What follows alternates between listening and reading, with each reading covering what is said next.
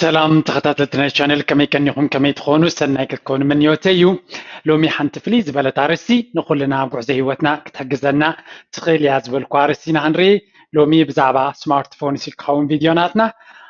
مچم أبزج زيزي معلتاوي سمارت فون ويكا تليفون زيتك معلو يلك اختزار باشقاري بفلاي دماتو ما سدد زلنا تا أنكو مرة خبيت مسدرا بيتنا مس كل بيت سبنا حواتنا تليفون سلزخوني يقداس تليفون قدم مدول تراي نيرو ابز ግዜ እዚ ግን ኩሉ ነገር ይኮይኑ ኮምፒውተር ዩ ቴሌቪዥን ዩ መጽሐፍ ዩ ኤቭሪቲንግ ቲ ላፕቶፕ ቲ ስማርትፎን ናትና ንብዙሕ ነገራት ኢና ንጥቀመሉ ዘለና ብመንፅር ድማ እቶም ካምፓኒታት ነቲ ስማርትፎን እናዕበይዎ ብዙሕ ጥቕሚ ከም ዘለዎ እናገበሩ እንደገና ድማ ዋጋ ድማ እናወሰኸ መፅኡ ኣሎ ስለዚ ኣብዚ ግዜ እዚ ኣብ ዕዳጋ በይቲ ብራንድስ ኣለዎት ዋጋ እውን ኣዝዩ እናኸበረ መፅኡ نتحت جت كانت وريد كادما أزيب صبح زخانة تليفونات تريجن سبعة جن أبتنا إلى على ترايس كوجيو سلزرع أخويه سلزي لومي كلت براند سيناغنري زيا سامسونج جالاكسي S21 ألترا تبهال لنكني كمي سومن جلبي لدوزتيا زياها نايك تشنا سرت تشعتن واوي هواوي P30 Pro بحالا كلتين أندرويد ديفايسين سلزي أبدين أقداسي حبريتا كبكم سلز دلوقية نزا فيديوز قبرا زلوه كابزون بزح كن مهار نخلينا قربت الليت لمنتان كتريو زيا سامسونج جالاكسي 21 ألترا تازبلت براند ناي سامسونج ليتست زلا كتكون كلا بوغا بتخا لك اندرويد ديفايس كاب اوبريتنج سيستم ناي اندرويد ناي جوجل كوينو كال ماركا هواوي تبهالنا تشاينا كامباني P30 Pro تبهال كاب عمي بيلو ابعداغا زلو ماركيو سلازي زين كلتا تليفونات قربت لنا دحرت ملسك بلوكم انا سمارت فون كاب كلتشن عسرتنا بيلي كتكام جميره مجمريا ابتنا بيت سمارت فون كما تخلو ايفون 4 هي جزيه نكل تعامد دما ايفون 4 تقام نيره سلازي ابت جزيه ايفون 4 تا ليتست يعني سو ايفون ازي صبق برانديو كاب اندرويد وتيلنا هنري خلنا تكال اوبريتنج سيستم ايفون يو كاب ابل مايلتيو اجي التليفون ناي ايفون كل جزيه سترونج يو روبست يو حياليو صبق يو ብዙሕ ነገር ጽቡቕውን ኣለዎም ሰኪዩሪቲ ድማ ውሕስነት ኣለዎ እዩ እዚ ብኣወንታዊ ሳይድ ክኾን ከሎ ብኔጌቲቭ ኣሉታዊ ሳይድ ድማ ቀዳማይ ኣነቲ ናይ ኣይፎን ወይ ከዓ ተን ኣይቱንስ ብናይ ኣይፎን ፕሮዳክትስ ወይ ከዓ ብናይ ኣይፎን ጥራይ እዩ ዝሰርሕ እምበር ኣብ ካልእ ሲስተምስ ኣየስርሐካን እዩ ስለዚ ኩሉ ግዜ ናይ ኣፕል ፕሮዳክትስ ምስ ናይ ኣፕል ፕሮዳክትስ እዩ ፅቡቅ ዝሰርሕ እምበር ምስ ናይ ጉግል ፕሮዳክትስ ወይ ምስ ካልኦት ብራንድስ ተሓዋዊሳ ምስራሕ ዕድል ኣይሂበካን እዩ ስለዚ ኣነ ናይ ጉግል ፕሮዳክትስ ተጠቃሚ ስለ ዝኾንኩ እቲ ናይ ኣይፎን ክኸውን ከሎ ኩሉ ግዜ ፀገማት ይፈጥረለይ ነይሩ ስለዚ ድሕሪ 2 ዓመት ጠቕሊለ ካብ ኣይፎን ወፅየ ካልእቲ ኣሉታዊት ጎኒ ድማ ዋጋ ኣይፎን ኩሉ ግዜ ክቡር እዩ ኩሉ ናይ ኣፕል ፕሮዳክትስ ዋላ እኳ ፅቡቅ ይኹን እምበር ዝተጋነነ ክብሪ እውን ኣለዎ ዋላ እቲ ዋጋ ዘኽፍሉካ እውን ማዕረቲ ምዕባልዮም ኣይኮነን ሌሊ ኦቨር ፕራይስድ እዩ እቲ ፕሮዳክትስ ናቶም ክሪኦ ከለኹ ከም ተወሳኺ ክንሪኦ ከለናማ ከለና ድማ ናይ ኣፕል ፕሮዳክትስ ክጥቀም እንድሕር ኮንካ ሪሊ ሳቪ ዓብይ ተጠቃሚ ኣብነት ኮምፒውተርስ ናይ ኣፕል ማክ ፕሮዳክትስ ኩሉ ግዜ ኣዝዩ ፅቡቅ ኮምፒውተራት ግን really بتعمل كنت قاملو تخل نوح كنت قاملو انت خوين كذا على لومبر نورمال تقبل ده خوينس I think it واقع استجانا نخوينس معن that's why Apple products كاب كذا ماني I تقاملو مي كل جزء أب Android ويكا ناي Windows products يزمرت ناي كمبيوتر كلام عالتكن رينا أب سمارت فونز كن رخلنا هجي دحر مجمرة ايفون متكامي كاب سامسونج I think Galaxy S6 أبيله جميرة دي ولا S5 نوح جزينا سامسونج براند تتكامي نيره سلازم نوح تكمل لهم نيره I think سامسونج 6 نيروني سامسونج 8 نيروني جالاكسي 8 نيروني دحريو مسرع قوم سامسونج لك كم ايفون واقعات نلعلنا نهار خيدو مالتش لايك تودا دار مس ابل واقع خبر جميرة جي تي برودكت او زي صبق كاين كسمعنا يخلي كال اندرويد برودكت سلدي فتنا طرايو جن سلازي كاب 2019 نبيله بزح مصنعات مسجبركو اوكي اندرويد كله كال ديفايس تاعلو نزبل نابزيا زيا سامسونج كون كلا ابزيا هواوي P30 زنبيله مالتي نابزيا متي سلازي ابزين كلت برودكت زتوكوري نايلومي تمرت تي كاندي وددر ناتنا كون سلازي زيا تا ليتست براند ناي سامسونج جالاكسي اس 21 الترا تبال كلا زيا خاتا P30 P30 ناي هواوي برو يا زيادما لذي زين كلتين انا نوح سلاشتقم كلن بزعبا زين حبريتا كبوكم هي مجمريا بسامسونج كجمر نشو من تتكي ملالغو بزحجي بزع نقرات اندي خاطك استغل اقدستان كريان دلي زلغو كاميرا باتري كومود ما واقع ስለዚህ ተኻሊ ኩሉ ዝደጋገም ሶፍትዌርስ እዩ ስለዚ እቲ ሳይዝ ቅርፂ ዲዛይን ስፒድ እቲ ኳሊቲ ናይቲ ስክሪን so much of criteria ክትጥቀመሉ ትኽእል ማለት እዩ ግን እተን ቀንዲ ኣገደስቲ ክንሪአን ዘለና ወይ ንጥቀመለን ማለት እዩ ሓደ ካሜራ እዩ ካልእ እቲ ኦፕሬቲንግ ሲስተም ናይ ክልቲአን ሓደ እዩ ኣንድሮይድ እዩ ምናልባት ናይ ጋላክሲ ሞር ሓድሽ ክኸውን ከሎ ናይ እዚኣ ድማ ቁርብ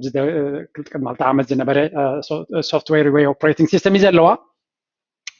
ኣብ ካሜራ ክመፅእ ከለና ኣነ ካሜራ ቀንዲ ዘገድሰኒ ካልኣይ ቀንዲ ዘገድሰኒ ድማ ባተሪ እዩ ግን ክልተ የገድሳኒ ምክንያቱ ኣበየን ካብ ዝተፈላለያ ብዙሓት ቴሌፎናት እጂ ሳምሱንግ እቲ ካሜራ ረይዎ ሓሙሽተ ካሜራ ገይሮም ዘለዎ እዚ እቲ ኣልትራ ዝበለፀት ናቶም እያ ክትስእሎ ከለካ እቲ ብሳምሱንግ ዝሰኣል ስእሊ ፅቡቅ እዩ ካሜሮም ሕማቅ ኣይኮነን ስለዚ ካሜራ ፅቡቅ ካሜራ ኣለዋ ኣመነ ዝተጋነነ ፅቡቅ ኣይኮነን ግን ፅቡቅ እዩ ኦኬ እታ ፅቡቅ ትብል እንታይ ኢና ክንብላ ምክንያቱ ኣብ ካሜራ ዘለና ትፅቢት ካብ መጠን ላዕሊ ስለዝገደደ ካብቲ ቀደም ዝነበረ ምናልባት ንሽተይ ዝወሰኸ ክኸውን ይኽእል እዩ ወይ ድማ ፕሮፌሽናል ንካሜራ ጥራይ ትነብር ድሕሪ ኮንካ ሜቢ there's a lot of ኣብ ውሽጢ ክትገብረሉ ትኽእል ነገራት ክህሉ ይኽእል እዩ ኣነ እውን ካሜራ ተጠቃሚ ስለዝኮንኩ ምዝ ስራሐይ ማለት እዩ ስለዚ ኣብ ካሜራ ናታ ፅቡቅ እዩ ባተሪ ናቶም ሓንሳብ ቻርጅ ምስ ገበርካ እቲ ብውሽጢ ከምዚ ዝመስል ኣይከን ሪሊ ኦርጋናይዝ ክትገብሮ ትኽእል ኢኻ ሶ ኣብቲ ፅቡቅ ነገር ናቱ ንኣብነት ኣብዚ ከምዚ ኣብ ኣፕ ስቶር ናቶም ኣቲኻ ናይ ክልቲኦም ሓደ እንድዩ ፕሌይ ስቶር ግን እቲ ኣፕ ናይ ኦርጋናይዝ ናይ መግበሪ ኣለዎም ኣብ ዋወይ እዚ የለን ስለዚ ኩሉ እቲ ኣፕ ኣብቲ ስክሪን እዩ ዝመፀካ ወይ ካ ኦርጋናይዝ ክትገብሮ ዘለካ እንተዘየለ ከምቲ ናይ ኣፕል ዝተሓወሰ ናይትዮም ግን ዘድልየካ ንቅድሚት ኣውፂኻ ኣብቲ ውሽጢ ናይ ሳምሱንግ ከምኡ ክትጥቀም ትኽእል ኢኻ ፅቡቅ እዩ ብሙሉእ ምስ መላእካ ባትሪ 100% ምስ መላእካ እያ እቲ ባትሪ ናይ ዝን ሳምሱንግ انت تتقيم كالو شو من 9 ساعات كبرك كاي خلخون فول انها تتقيم كالو 100% مليخايا ملو معالتي 4G 5G لنا يبلو 5G زي اللي بنت اوكي 4G ولا كا انترنت ملو انترنت نها تتقيم كا دحرويل كا ميبي شو من 9 كبير كا ام نوت شور اي فتم كون اللوغن بباترس كساب كندي بتعمي باترس صبغاتي نعم زبلوغن ام نوت ريلي كونفينسد ስለዚህ ኣብ ባትሪ ነዚያ መሃብኳ ዋወይ በንጻሩ ባትሪ እምንያ በቃ በፍጹም ዘይነቃነቅ ባትሪ ዘለዎም ባትሪናቶም ብጣዕሚ ኮንፊደንት ቦም ሪሊ ለዓመት ተጠቂመሉ ኣለኹ ሓንሳብ ፉል 100% ይብካያ ኢንተርኔት ብሙሉ 4G ከፊትካ ስራሕ 5G ይብሉ ወይም ግን ኣይኮነን ሶ ናይ ክልቲኦም ማለት 5G ጌን ኦፕሬሽን ሳይመፅን ኣሎ ስለዚ ሙሉ ኢንተርኔት ከፊትካ ክሰርሕ ከለካ ባትሪናታ ተኣማሚንካ ሙሉ መዓልቲ ከውዕለካ ይኽእል እዩ ስለዚ ቻርጅ ንክትገብር እውን ኣይትገደድን ኢኻ ስለዚ ሓንሳብ ምስ ገበርካዮ ባትሪናቶም ብጣዕሚ ሓያል ካሜራ ኣሜዚንግ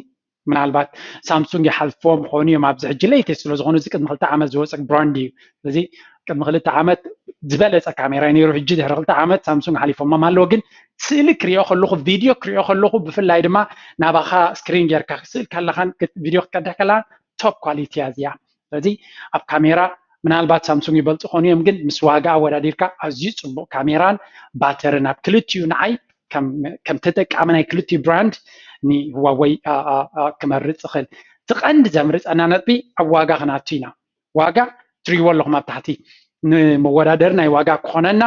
128 ጂጋባይት ዘለዎ ሜሞሪ ጌርና ኣለና እንደገና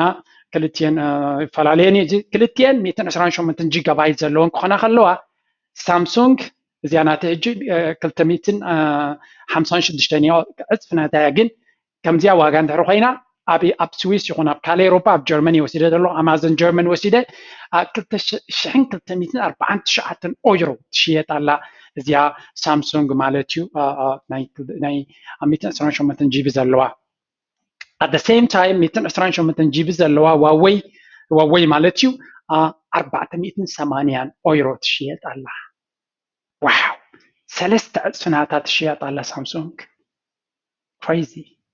مبزحتنا دما نابت حدش تراينا نقوي مغنياتو حدش زبالة أقليد مثلا ناقن أنا كم ناتي ريكومنديشن إذا تبقى برودكت حماق ولا حنت حماق اللوك ولا يكلني واقاقن the same functionality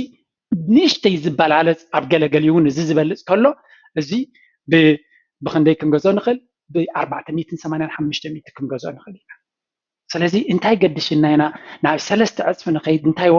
ማለትሲ 350 ንኩሉ ሰብ ብዙሕ ገንዘብ እዩ I think about Germany ወርሓዊ ደሞዝ እውን እዩ ስለዚ ክንዱ ከፊልካ ንሓደ ሳምሱንግ ዘይጥቀመሉ ካብቲ ገዝእ ብፍርቂ ዋጋ ወይ ካብ ርብዒ ዋጋ ነዚ ዋወይ ተጠቂምካ ተረጋጊእካ ዝበለፀ ፋንክሽናሊቲ ክትረክብ ትኽእል ኢኻ። ኣነ ቴሌፎን ብጣዕሚ ተጠቃሚ እየ ምድዋል ዘይኮነስ ብዙሕ ነገር የሰርሓሉ ኩሉ ዘድልየኒ ድማ ኣብዚ ኣሎ ናብዚ ክቕይሮ ከለኹ ከማን ብዙሕ ዲፍረንስ ኣይረኣኹን ኩሉ እቲ ኣፕስ ሞሮለስ ሰይም እዩ ስለዚ እንታይ ንኽንብል ኢለ ኣብ ሓድሽ ዘዝመፀ ማርክ ኣይንጉየ ከምኡ እዮም ዝገብሩና ንሳቶም ናብ ዘዝመፀ ማርክ ንኽንጎይ እዮም ዝገብሩና ኣነ ሕጂ ንዓይ ከማን ኣሽኪዖምኒ እዮም ምክንያቱ እቲ ካሜራ ክትሪኦ ከለካ በዚ ፍሉይ ዓይነት ቦምቢ ዝመስል but it's just not really ፍሉይ ዝኾነ ኣይኮነን ናይ እዚኦም P40 ትብል ኣላ ከይትጋገዩ ድማ ሌተስት ናይ ዋዌይ P40 ፕሮ እያ ትብል ግን P40 ፀገም ኣለዎ ንግረ መንገዲ ክተቕሰልኩም እቲ ኦፕሬቲንግ ሲስተም ናቶም እቲ ኣንድሮይድ ወፂኢ ካቦም ስለዚ ከይትጋገዩ P40 ናይ ዋዌይ ከይትገዝዎ ምክንያቱ ክትገዝዎ ትኽእሉ ኢኹም ግን ፈሊጥኩም ክትገዝዎ ኣለኩም እንታይ እዩ ጉግል ካብ እዚ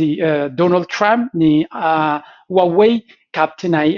እገዳ ስለ ዝተገበረላ ዝኾነ ናይ ጉግል ፕሮዳክት ከይትጥቀም ተኣጊዳ ስለዚ እታ P30 ቅድምቲ እገዳ ስለ ዝነበረት ስቲል ኣንድሮይድ ኦፕሬቲንግ ሲስተም ኣለዎ እቲ P40 ዝበሃል ኣሜዚንግ ካሜራን ካልእ ፋንክሽናሊቲን ሒዙ ዝመፀ ግን ካብ ኣንድሮይድ ስለ ዝተኸልከለ ናቶም ሃርሞኒ ዝበሃል ኦፕሬቲንግ ሲስተም ገይሮም እምበር ኣነ እናጎየኹ ካብ ነዚኣ ነታ P40 ክገዝየ ደልየ ነይረ ግን አንፎርቹኔትሊ ብሰንኪቲ እገዳ